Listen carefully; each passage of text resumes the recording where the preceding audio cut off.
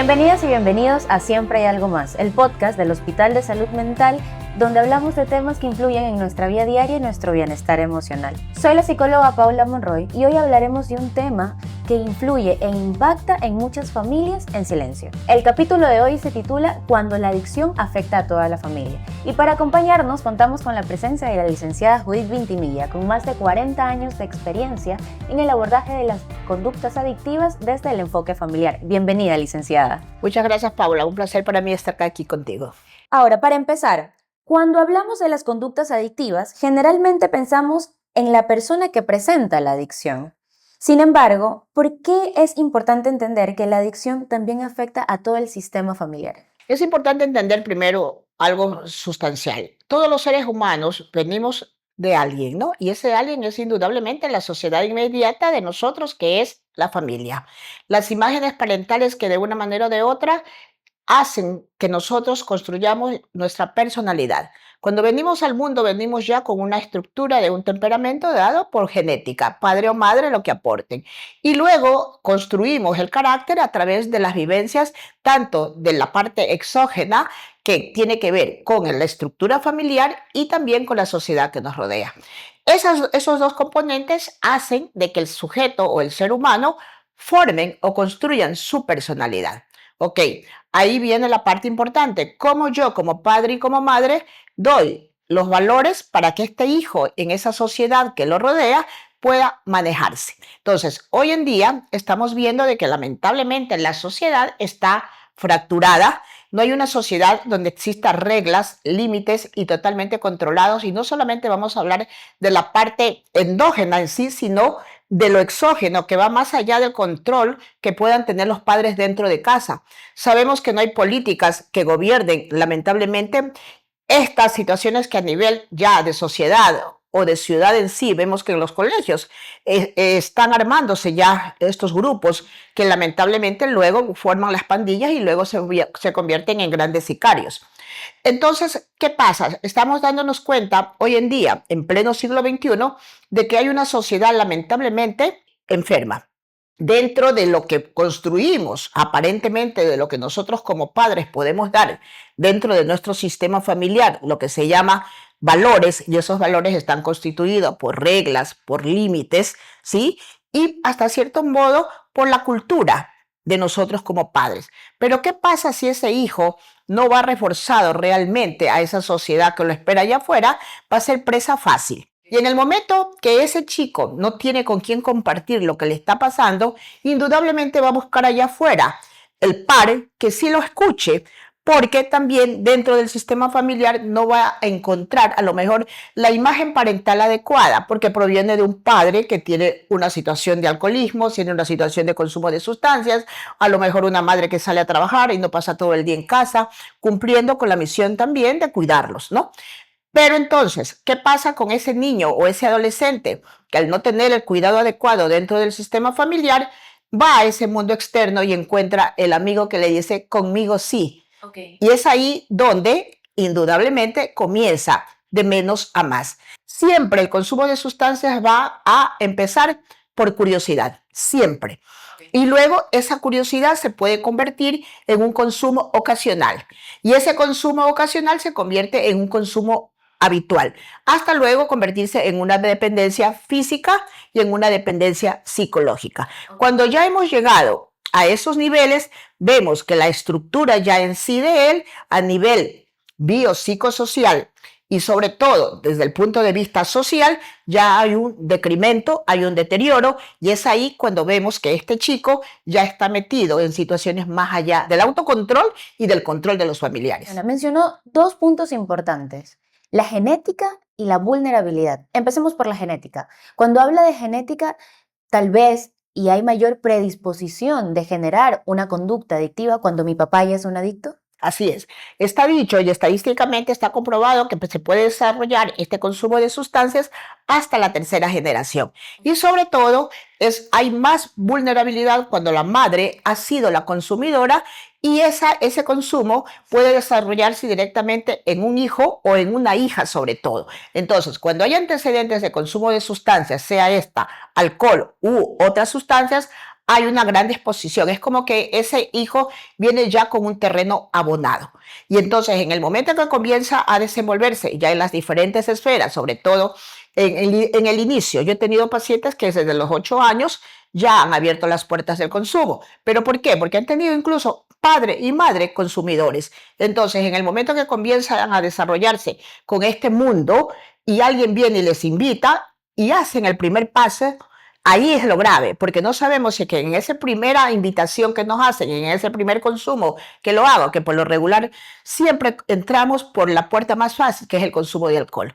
El alcohol no es un desinhibidor, es un depresor, pero que en el momento que nos tomamos el primer trago, el segundo trago sí nos pone en una posición de decir, bueno, acepto otra sustancia. Y es ahí el problema, porque puedo decir no me gustó, como puedo decir sí me gustó. Entonces, si ya vengo con un terreno abonado, hay una mayor predisposición. Y cuando hablamos de vulnerabilidad, como usted mencionaba, estos grupos que adoptan a este niño que está vulnerable emocionalmente, precisamente por esa vulnerabilidad, tal vez los conflictos familiares que hay, la pelea entre mamá y papá, papá ausente, mamá ausente, la violencia intrafamiliar que se puede ejercer, ¿convierte vulnerable a este niño? ¿Por qué? Porque indudablemente dentro de este contexto familiar, donde hay una vulnerabilidad primero de las imágenes parentales, llámese padre y madre, donde no hay un enfoque claro de lo que es la estructura familiar, por consiguiente no voy a criar a ese hijo con los roles establecidos y claros. Entonces este chico va al mundo externo y al no tener verdaderamente esa inducción adecuada, el colegio lo que hace es complementar lo que yo desde la casa le doy. Entonces, ¿qué es lo que va a buscar ese prepúbero, púbero adolescente allá afuera? Indudablemente compañía, y la compañía y el consejo inadecuado. Entonces, en el momento en que me invitan a alguna situación, yo voy a decir, bueno, porque justamente estoy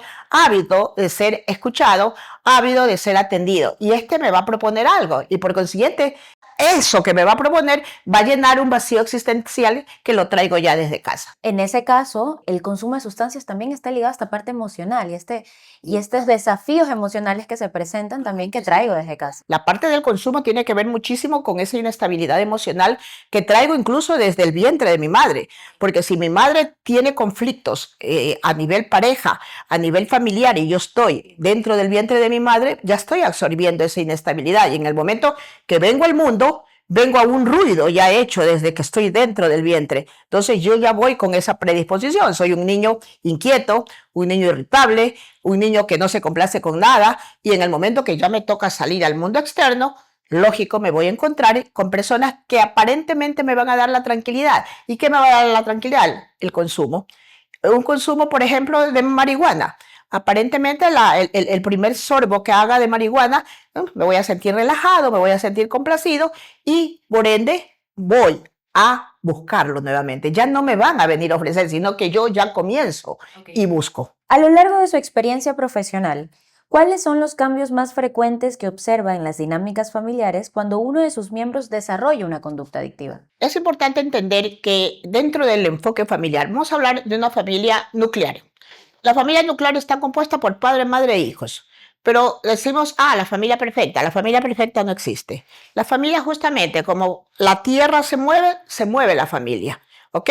Entonces, dentro de las imágenes parentales puede existir la familia nuclear, que es la ideal. Pero dentro de la organización o dentro de las tareas que debemos de cumplir como tales, lamentablemente la dinámica no es la adecuada. Pero también puede haber familias monoparentales o familias extensas o familias ampliadas en donde las imágenes nucleares claras no están. Y a lo mejor un hijo que fue encargado con la comadre se convierte ese hijo en parte de esa familia y es parte de una familia ampliada o extensa. Entonces, pero esa imagen de esa comadre es una imagen bien parada, una imagen firme que va a ayudar a mi hija justamente a que desarrolle una personalidad adecuada. Pero si está en el mismo contexto familiar, donde aunque sea la familia nuclear, ellos no están estructurados con lo que verdaderamente debe de haber, que son reglas y normas adecuadas, lógico, ese niño va a salir, como lo dije anteriormente, al mundo de una manera irregular. Ahora bien, cuando el hijo Vamos a poner como ejemplo una familia nuclear normal, donde existen las imágenes parentales, papá y mamá, y donde yo aparentemente le he dado los valores y lo he criado como el resto de los hermanos. Pero no todos los hijos son iguales. El hecho de que sean hijos de una misma madre y un mismo padre, no todos tienen la misma personalidad, aunque genéticamente tenemos el mismo tipo de sangre, pero no somos iguales en la estructura de nuestra personalidad. Y dentro del temperamento, cada uno venimos de una manera diferente, aunque eso lo traemos intrínsecamente desde que nacemos. Pero ya ese hijo puede tener como amigos, ¿no? O puede haber venido con una predisposición, sí, a desarrollar un consumo. Okay. Y ahí viene la parte importante. ¿Cómo yo como padre enfrento cuando ya me entero esta situación? Lamentablemente siempre, al no tener una educación o una psicoeducación el padre, lo primero que va a poner son reglas de que no vas a ver televisión, no vas a salir con tus amigos, te quito el celular. Prohibiciones. Prohibiciones en el sentido de que lo vuelven a él más vulnerable y lo vuelven más enfrentativo, lo vuelven más irreverente frente a las cosas de la familia, y lo único que van a conseguir es de él un rechazo. ¿Qué es lo que yo siempre digo cuando nos estamos dando cuenta que algo está pasando en este niño? ¿Por qué? Porque comienza a mentir, comienza a aislarse. Por ejemplo, hay un paseo familiar y él prefiere quedarse solo en casa. Todo esto sí nos debe de llamar la atención para decir algo está pasando aquí, ¿sí? Entonces, nosotros como padres tenemos que hacer la intervención adecuada a través del diálogo, a través primeramente de un conocimiento claro sobre qué voy a enfrentar. Si es que yo no hago esa primera parte de poderme enfrentar con él en el sentido primero del diálogo, de la comunicación, lo único que voy a generar en él es que él me mienta, se aparte de mí, y a la larga, cuando me doy cuenta, él ya estará metido en situaciones más complejas. Bien, nos ha hablado sobre los inicios de esta persona que está consumiendo y los primeros síntomas, pero ahora, ¿qué pasa cuando este niño que ya está consumiendo genera una dependencia, sigue viviendo en ese mismo entorno familiar? El impacto ya es distinto, ya no son padres que se están preparando frente a una adicción, sino padres que ya conviven con una adicción. ¿Qué impacto hay en la familia frente a esa dependencia que ya está ahí dentro de casa? Esa pregunta es muy interesante, Paula, porque ahí ya estamos hablando de otra patología, que es la codependencia. Y la codependencia es otra enfermedad que muchas veces puede ser más peligrosa que la propia dependencia. Nosotros en nuestro medio, lamentablemente, no tenemos centros para codependientes. En otros países los hay, ¿no? A la par que se ingresa el paciente, se ingresa también la familia, porque muchas veces nosotros vamos a trabajar con el punto rojo, que es el paciente, pero en el momento de trabajar con el punto rojo nos damos cuenta que hay una familia más enferma que el propio paciente, ¿no? Y justamente esa codependencia ha ido más allá. ¿Qué es la codependencia? Es justamente fusionar mi yo con tu yo, es hacer esto. Entonces, si tú vas bien, yo voy para arriba. Si tú vas para abajo, yo voy para abajo. Y yo, como madre o padre o hermano, me olvido de mí, ¿no? Y termino yo perjudicada porque me olvido de ir al trabajo, me olvido que tengo que cumplir horarios de oficina. Toda mi atención se centra en quien presenta la adicción. Me olvido como madre que tengo más hijos y centro mi atención en esta persona. Entonces, lamentablemente, yo he tenido casos de muchos pacientes en donde el núcleo familiar sí se ha visto destruido porque justamente una de las imágenes parentales, llámese esta padre o madre, ha prestado toda su atención al hijo que ha estado en problemas, al punto rojo, como lo llamo yo, y se han olvidado del resto. Pero en el momento de la investigación, no necesariamente el resto de hijos tiene que tener una dependencia en las sustancias. Puede haber una depresión, ¿sí? Claro. Puede haber un trastorno esquizoafectivo que no nos hemos dado cuenta, puede haber situaciones de aislamiento en donde no nos hemos dado cuenta, puede haber una ludopatía que tampoco no nos hemos dado cuenta. Entonces puede haber muchas cosas dentro del contexto familiar que ha pasado desapercibido. Que reforzaron esta conducta adictiva. Pero que en un momento determinado, por prestar atención al punto rojo, nos olvidamos del resto. La codependencia es una enfermedad tal cual la dependencia, y muchas veces peor, porque nos olvidamos de vivir nuestra vida por estar presentes. Ahora, es muy importante entender que en las adicciones no hay curación. Eso es muy importante y que la familia debe de saber. La patología adictiva es una enfermedad incurable para toda la vida, pero sí es recuperable. Con la recuperación yo puedo volver a ser un ser normal, puedo volver a ejercer mis diferentes funciones en el ámbito familiar, social, laboral y puedo volver a ser un ente productivo. Pero lógico, debo de entender y dar el primer paso. ¿Cuál es el primer paso de un enfermo con esta patología? Aceptación. Ok, si no hay la aceptación de la enfermedad, usted se lo puede llevar a los mejores centros del mundo, a tratarlo con los mejores especialistas, todos se van al abismo cogiditos de la mano, terapeutas y pacientes, porque una de las cosas principales en esta enfermedad es entender que la tengo y por lo tanto aceptar la intervención psiquiátrica y psicológica y familiar. Es muy importante aprender también a diagnosticar, porque muchos pacientes pueden ser duales. ¿Qué significa ser dual? Dual, no solamente que tengan la patología adictiva, sino que se agregue a eso otra patología de orden psiquiátrico. Podemos estar hablando de un bipolar más consumo de sustancias, que es más complejo manejarlo. Podemos estar hablando de un depresivo puro más consumo de sustancias. Podemos estar hablando de un esquizofrénico más consumo de sustancias. Entonces ahí juega un rol muy importante el psiquiatra, porque tiene que aprender a jugar con la medicación. Y aquí también está muy importante que entienda el equipo de salud mental que si yo tengo a un bipolar frente a mí, con toda la fase maníaca, no va a poder entrar en un salón de terapia ni en un consultorio a que trabaje conmigo una intervención terapéutica desde el orden psicológico de buenas a primeras, mientras la patología psiquiátrica está exacerbada. O sea, yo tengo que de ley entender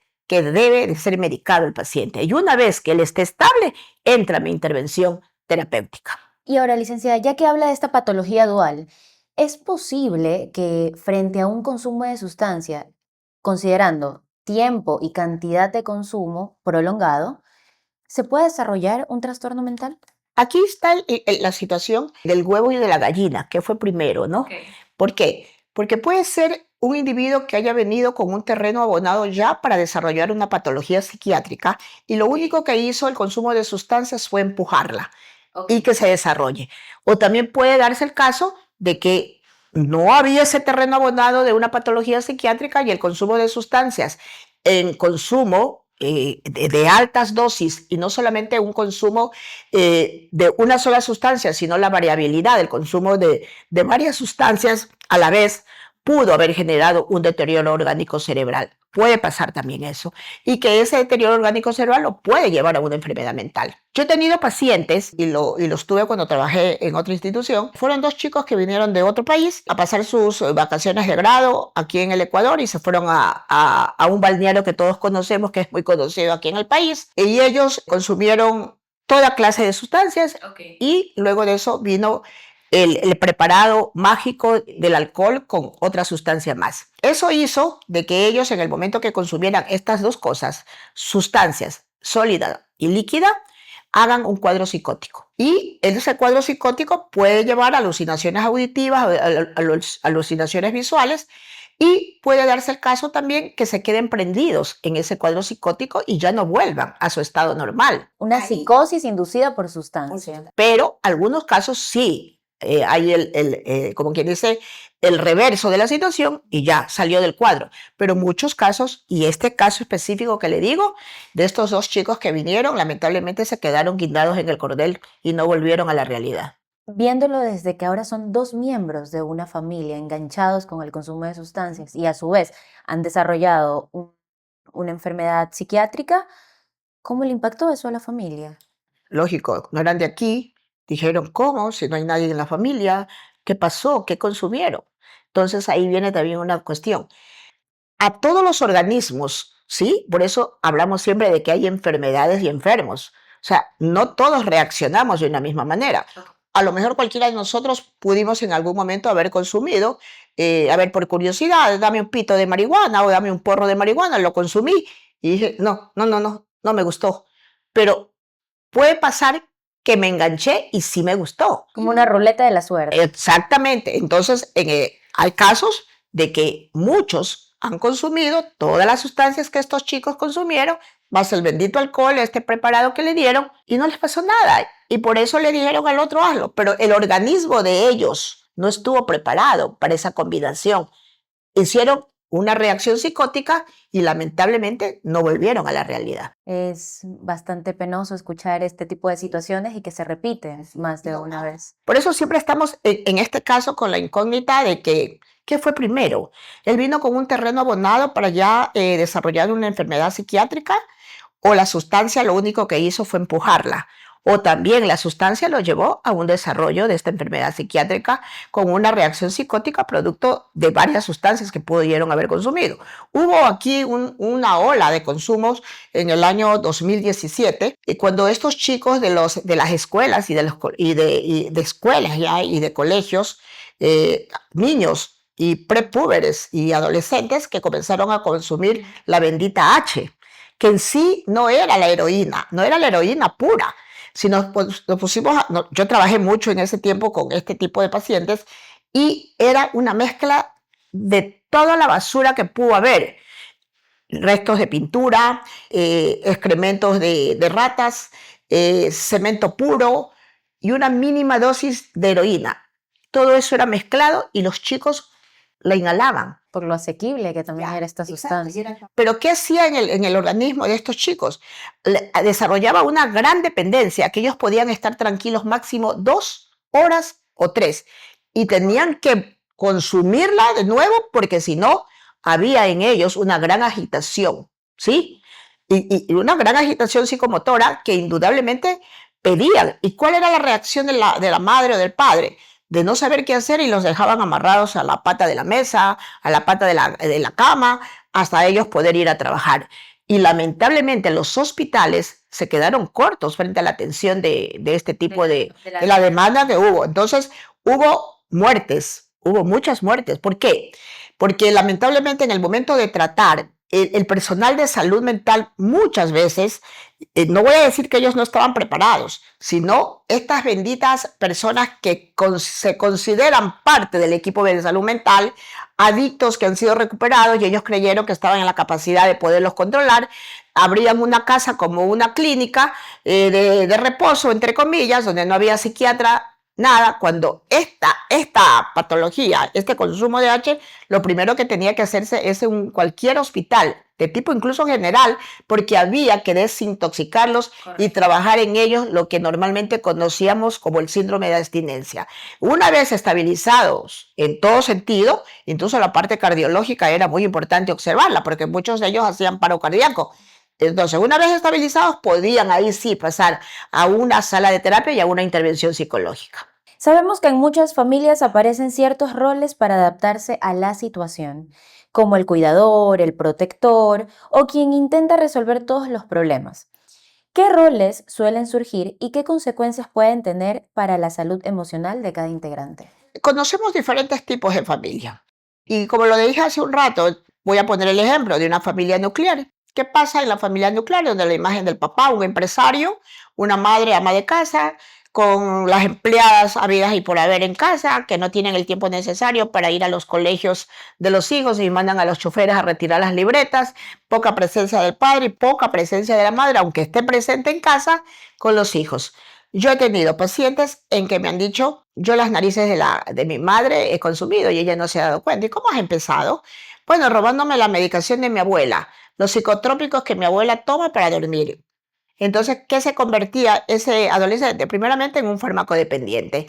Y no contento con eso, los padres salían de la casa a cualquier actividad fuera de la casa un fin de semana, los chicos hacían la preli ahí en casa, metidos en la piscina, consumiendo sustancias. Ese padre, en el momento que se le hacía ver que no había estado pendiente, ¿cuál era la reacción? No, no, no. Usted como psicóloga o usted como terapeuta familiar está inventando, está exagerando. Negación del padre. Pero cuando ellos ya tomaban en cuenta, cuando su hijo había entrado en un estado psicótico, ahí sí se asustaban. Ahora, vámonos al otro lado de la moneda. Las familias de pocos recursos económicos, falta de cultura, falta de conocimiento, gente que tiene que salir a trabajar, poco cuidado, pasan al cuidado de la hermana mayor. La hermana mayor tiene que cumplir el rol de mamá. Los chicos salen a jugar al barrio y en estos barrios periféricos, indudablemente y lamentablemente, vemos que cualquier consumidor está por ahí y le dice, ¿sabes qué? Te doy 3 paquetes, véndeme 2 y te coges uno.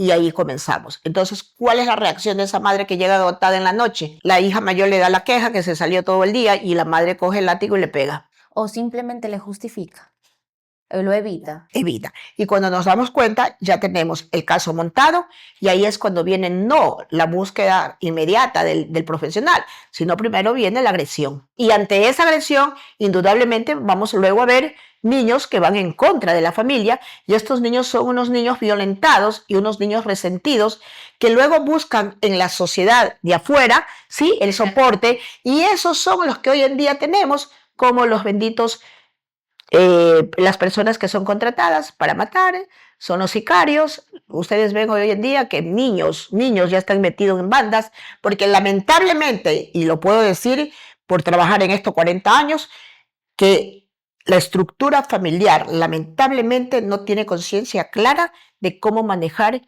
los hijos.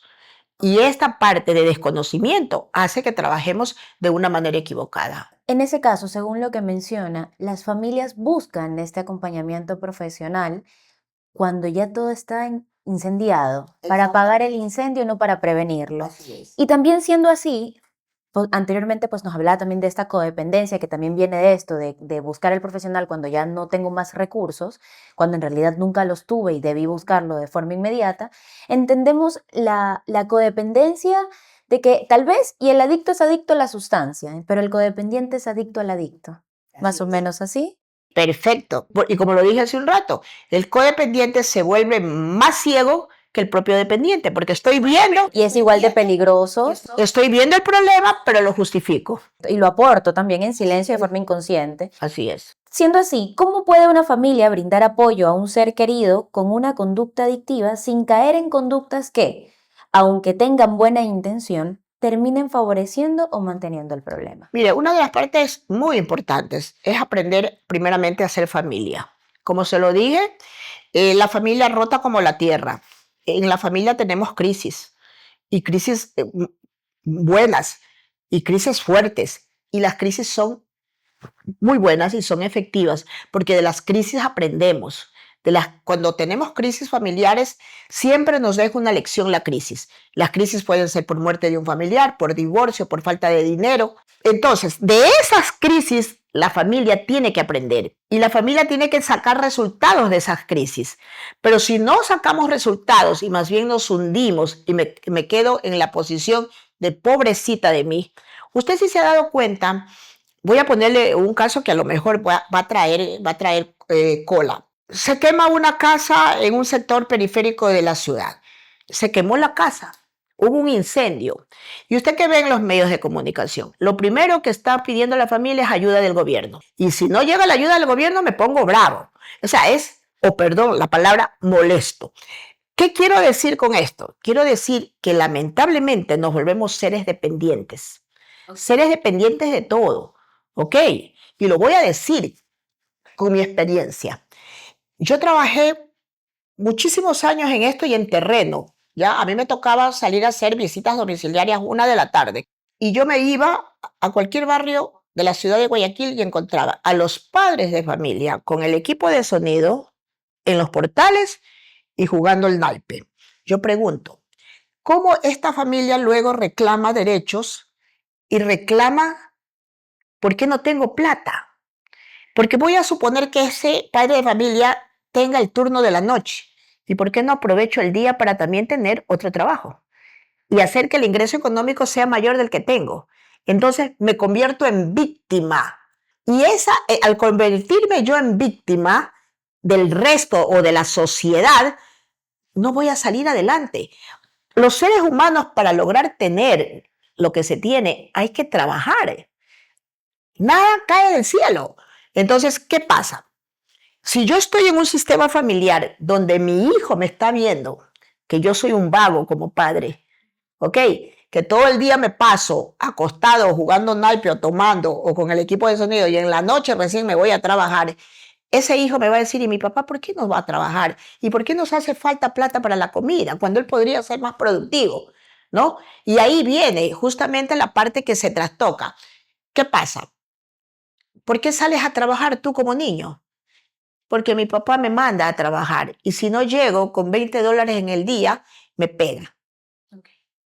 Esa es la sociedad que tenemos, donde lamentablemente los roles no están claros, donde lamentablemente los roles no están establecidos. Y ahí viene la pregunta que yo siempre me hago: ¿por qué traigo hijos al mundo si no estoy preparado? En ese caso, pues muchísimas gracias, licenciada, por enseñarnos y brindarnos todas estas herramientas y sobre todo por explicarnos cómo la conducta adictiva no solo afecta a quien consume, sino a todo quien le rodea. También muchísimas gracias por brindarle información y conocimiento a nuestra audiencia y por acompañarnos en este espacio. Ha sido un placer estar con ustedes. El placer es nuestro y gracias también a nuestra audiencia por escucharnos y los esperamos ver en el próximo capítulo porque en la salud mental siempre hay algo más.